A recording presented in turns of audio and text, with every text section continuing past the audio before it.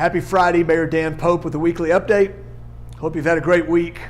I want to talk about first about some things from our council meeting last night, and then one other item before be brief today. Last night at our council meeting, we deferred our decision on Citizens Tower for 3 weeks to our next council meeting on July the 13th. We're not quite ready to issue that contract. As you know, we've picked an architect a long time ago. We've picked our contractor. We're working with subs and trying to get the price right. And as much as I'm ready to move and we wanted to have construction started in June, I think 3 weeks is really a very short amount of time to make sure we do it right. We want to do it right the first time. We don't want to pay for something on the back end that we should have taken care of now. So we're working, remember that the overall Citizens Tower project's a $60 million project. Those bonds have been sold. That's to buy the building, to get rid of the asbestos, to do the demolition, to rebuild the building, and then come up with a parking solution. And I think we're pretty much to the point right now where we've decided we're not going to be able to rehab the existing parking garage across the street. So our facilities committee is working on that too. So by mid-July, I think we'll have a guaranteed maximum price. In other words, we'll be able to go into contract and get that moving forward. We still think it's 18 to 20 months to build it. So that means 17, 18, we'll be in it in early 19. And so that's the plan. I wish it was moving quicker, but I think you'll all agree that we want to do it the right way and do it that way up front. Quickly onto police station. There's a lot of questions about what's happening with police, and we've not made that call yet.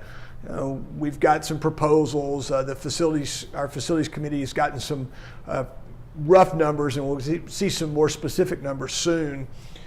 I think the most important thing to recall is that regardless of what we do at the police administrative headquarters and any kind of substations, that there's no funding for that. So we'll have to make a funding decision. And I'm on the record saying that I think we should have a bond election and citizens should vote for it.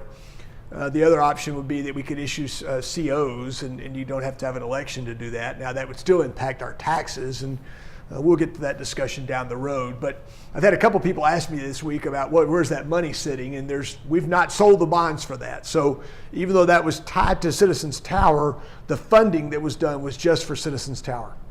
Okay, second topic. I just this morning had a chance to welcome the Red Raider orientation group at Texas Tech. They're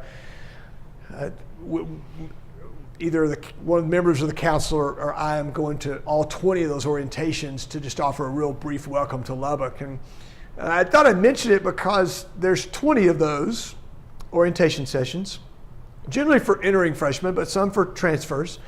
There'll be 300 students per session, and then each student brings on average about 1.5 adults with them, parents with them. So that means 3 times a week for most of the summer, there's 750 people coming into town. And so this week that was on Monday, Wednesday, and Friday, or I guess Sunday, Tuesday, and Thursday is how they work. And so they're in our restaurants, they're in our hotels, they're in our stores. And if you run into somebody that looks a little bit lost, offer to help them out and make sure they realize that we are the friendliest city in the United States.